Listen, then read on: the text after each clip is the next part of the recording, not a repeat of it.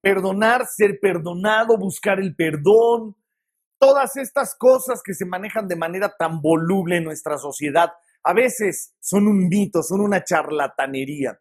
Realmente la gente no conoce el fondo, el sentido real, el psicológico de la palabra perdón, de tal manera que vivimos prácticamente en la charlatanería con relación a esta palabra. Hay gente que dice tonterías como que para perdonar, primero tengo que perdonarme a mí mismo. Esto es absolutamente ridículo, como también aquellas cosas de llegar a perdonar a una persona que accidentalmente me ha ocasionado un daño, sin importar el tamaño, el grado, el nivel del daño que me haya ocasionado. No podemos perder de vista que fue un accidente. Tal parecería que estamos en una corrida de toros donde un ser superior llamado ser humano le tiene que dar el indulto al pobre animal perdonándole la vida.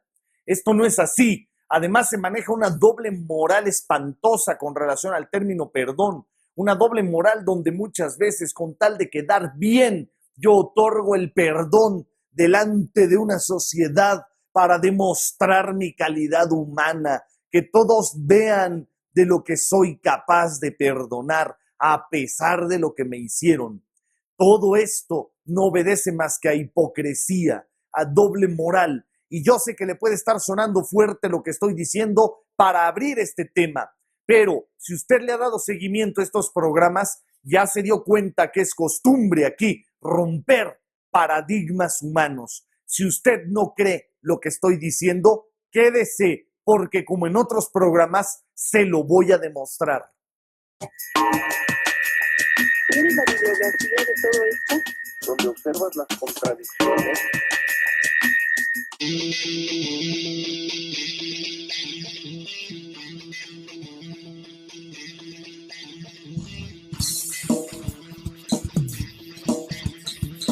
¿Tú crees que en esta sociedad mexicana la gente perdona? Sí. ¿Sí? No todos, pero sí la mayoría de las personas. Digo que sí. Yo creo que sí. Yo creo que sí perdonamos más de lo que deberíamos, yo creo. Tú como individuo, como persona, ¿perdonas? Sí. Sí. Yo sí. Con el tiempo, como dicen, sana las heridas, se te olvida y ya vas perdonando, ¿no? Pero entonces eso no es perdón, eso es olvido entonces. Pues al principio tienes que hacerlo, no sé, diferente, ¿no? O sea, no diferente, sino sí es olvido.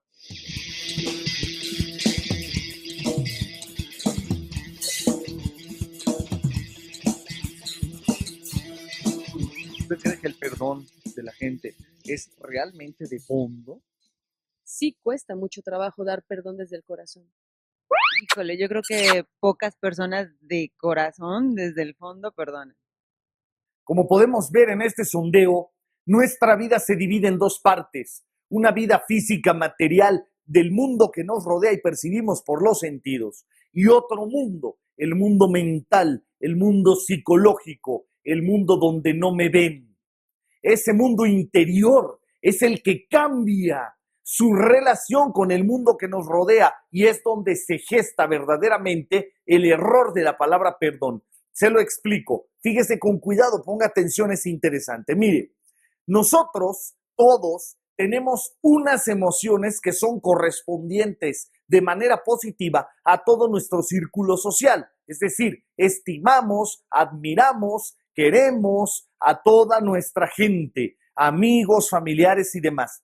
Cuando alguno de estos amigos familiares nos ha ocasionado un daño, nos ha impactado al ego de cualquier manera, es decir, a través de un accidente o de una acción intencional, nos han afectado y nos han creado un daño, de inmediato nuestras emociones cambian con relación a esa persona. No le podemos volver a ver igual, no le podemos soportar de la misma manera. Y a pesar de saber que hemos cambiado internamente en nuestra psicología, con las palabras decimos que le hemos perdonado.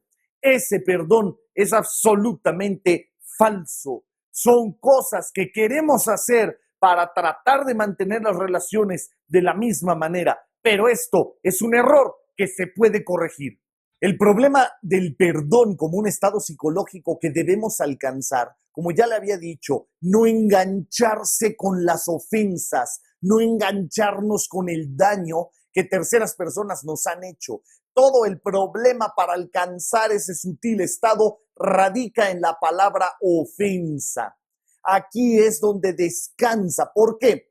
Mientras usted haya recibido un daño accidental o intencionalmente, es muy difícil que sus emociones vuelvan a sentir lo mismo por la persona que le ha ocasionado el daño. Entonces, con su intelecto, con sus ideas, probablemente sí alcance a entender que el daño fue accidental, pero con sus emociones siguen la reserva, sigue la afección, sigue usted con ese cambio emocional negativo hacia sus seres queridos y todo radica en sentirse ofendido. Es muy difícil que alguien que cree que le han ofendido logre un perdón como estado, logre un sutil nivel psicológico de liberación, de desengancharse de la ofensa.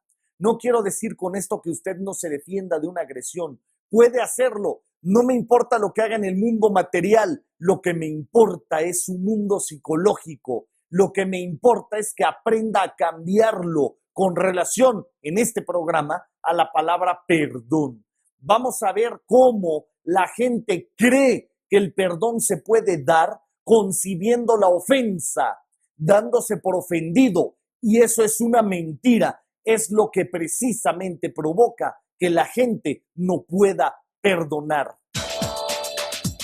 Categóricamente que actúan mal conscientemente. Simplemente muchas veces no sabemos el nivel de consecuencias de nuestras propias acciones. Es parte de la condición humana, digamos, ignorante. Todos actuamos y al mismo tiempo no podemos saber a ciencia cierta cuáles van a ser las consecuencias de nuestras acciones. Y muchas veces nuestras acciones pueden dañar a otros seres humanos y pueden hacerlos sufrir. Y muchas veces incluso en una calidad ofuscada, en una calidad de enojo o de frustración, podemos herir a otros seres humanos. Ahora, ese tipo de calidad mental es como un intoxicante que puede llevar a todo tipo de acciones realmente nefastas. Es de comprensión, es un poco de compasión, es un poco de tolerancia otra vez, de aguante, de paciencia, de entendimiento. Es algo que no es completamente fácil de hacer cuando toma el momento. Empiezas a dejar que otro nivel de comprensión y de apertura y de empatía se suscite en tu propia mente. Una de las importantes complicaciones que tiene la gente, psicológicamente hablando, para lograr el estado psicológico de perdón es, como acabamos de ver en este momento, pensar que quien verdaderamente cree que le han dañado, quien se da por ofendido, debe alcanzar el estado de perdón. Es decir, mientras usted conciba que le han ofendido intencionalmente, no va a poder perdonar, no va a poder cambiar sus emociones y volverlas a hacer recíprocas hacia su entorno. Pero tiene otra complicación esto, genera la doble moral. ¿Por qué? Porque obviamente si yo soy una persona capaz de dar el perdón a alguien que verdaderamente me ha ofendido, que me ha hecho un daño, de inmediato eso me coloca como una gran persona, como una persona de espíritu elevado, de gran calidad humana, capaz de perdonar a pesar de lo que me han hecho. ¿Cómo puede ser que yo sea tan bueno? Es increíble mi bondad, por eso yo voy a perdonar a pesar del daño que me han hecho. ¿Nota usted cómo eso realmente es una actitud hipócrita de doble moral que solamente engrandece al ego?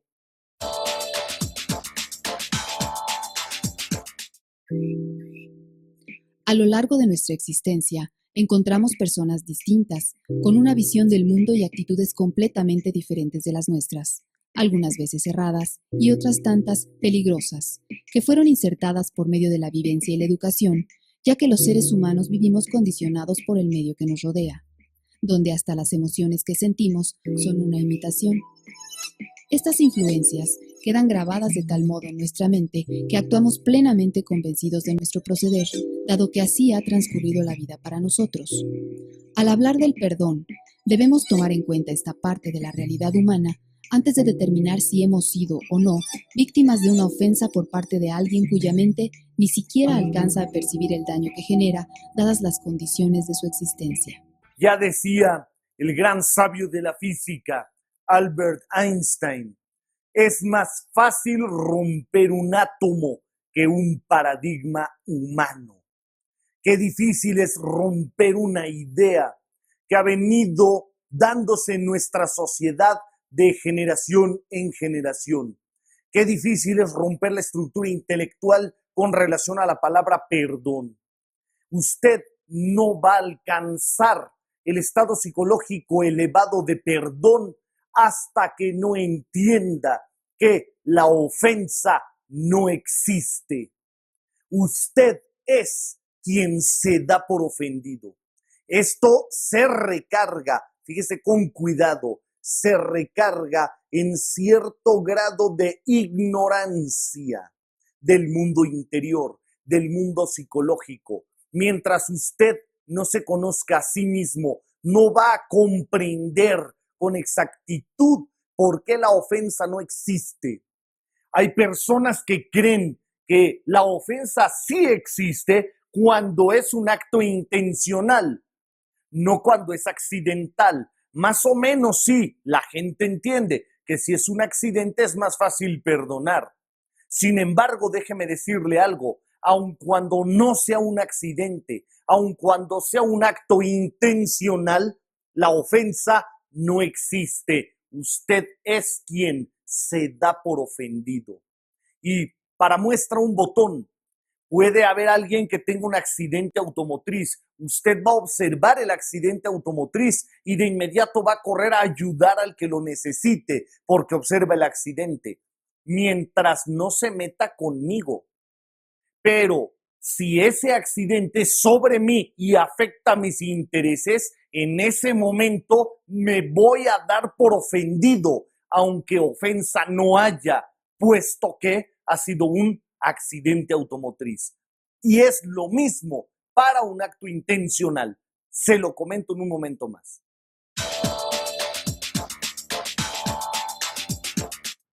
Kant se remonta hasta Hegel. ¿Por qué razón?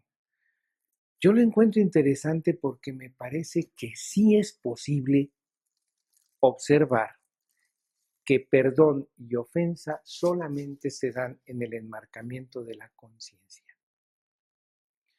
Es decir, yo no puedo pedir perdón si no soy consciente de la ofensa que he hecho. Y yo no puedo otorgar el perdón si no soy consciente del nivel en el que puede encontrarse la persona que me ofendió.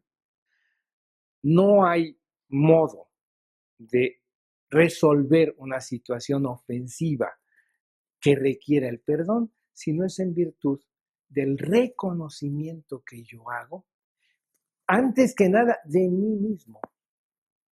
¿Por qué razón? Porque tengo que concebirme también a mí mismo como capaz de ofender.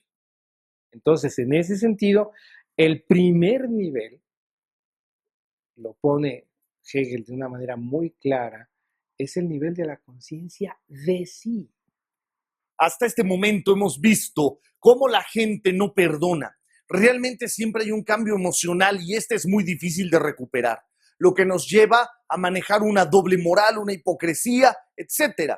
Después hemos visto que realmente no hay nada que perdonar cuando un evento es accidental, aunque este se haya metido con nuestro ego, aunque nos haya afectado realmente mientras sea un accidente, no hay nada que perdonar. Pero quedamos liberando, es porque la quiere empujar verdaderamente.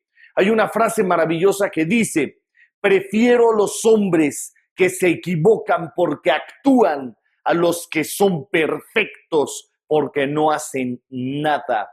Realmente a usted le debe caer el 20 que la naturaleza del hombre es el error y no el acierto, como mucha gente intenta que sea.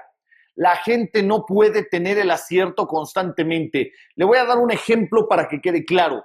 Un niño de 2 años de edad que apenas está aprendiendo a caminar, ¿usted le daría un vaso de vidrio con agua para beber? Evidentemente no. Y no es porque el niño sea un tonto o retrasado mental, es porque el niño está aprendiendo a mover su cuerpo y relacionarlo con un vaso de cristal. Usted no se lo daría no porque es tonto, sino porque está aprendiendo. No nacemos sabiéndolo todo. De la misma manera, usted, la primera vez que lavó un plato, seguramente lo rompió. La primera vez que intentó manejar un automóvil, chocó. La primera vez que tuvo una relación de pareja, tuvo errores. En esta vida, eso es lo natural.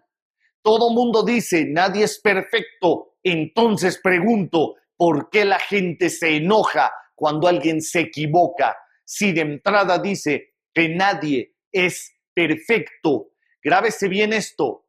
En esta vida venimos a vivir. Vamos a equivocarnos rápido para poderlo resolver. Porque si no, le voy a decir algo, se va a paralizar por el miedo. Y qué difícil es no vivir cuando se está vivo. Pero ¿qué pasa con la columna de las experiencias negativas del rechazo? La gente tiene miedo por rechazo. Pero aquí usted tiene que razonar que no necesita de la aceptación social para ser feliz. De entrada, fíjese, usted que me está viendo sabe perfectamente bien que no nació para gustarle a toda la gente que usted le quiere gustar. A unos les va a agradar físicamente, a otros no. Pero si ya lo tiene calculado, es decir, si ya tiene pensado que a muchos no les va a gustar y a muchos sí, entonces, ¿cuál es el problema que alguien le diga que no? ¿Cuál es el problema? Váyalo razonando por esa vía. Vamos a hablar un poco de la columna ahora de lo fuera de control. Aquello que mencionaba yo como delincuencia, por ejemplo, enfermedad, pérdida económica, cuestiones de este tipo, que es lo que escapa a nuestro control. Por eso es la columna de lo fuera de control. ¿Cómo la podemos embestir? ¿Cómo podemos arrancarnos el miedo a la agresión, a la violencia, a la enfermedad, a la muerte, al accidente, al descalabro económico? ¿Cómo lo podemos lograr? De una manera bastante clara. Se la quiero proponer, pero primero vamos a ver esta entrevista.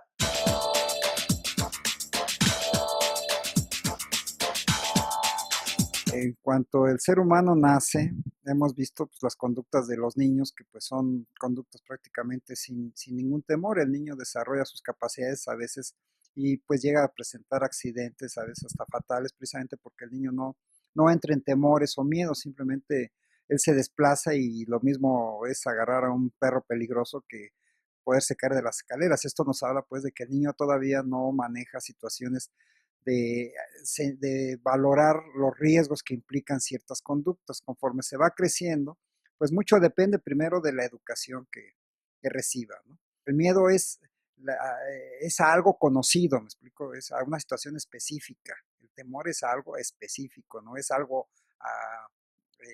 que se puede diferenciar de la angustia, que es a algo que no sabemos qué puede suceder, es nada más un miedo irracional. El miedo o el pánico obedecen fundamentalmente a cosas específicas, a situaciones específicas. Y eso yo creo que mucho es en base a la experiencia que se vaya teniendo previamente y a la educación que se vaya recibiendo. Volviendo a esta columna de lo fuera de control, la más difícil tal vez para que podamos arrancar el temor de nuestra psicología.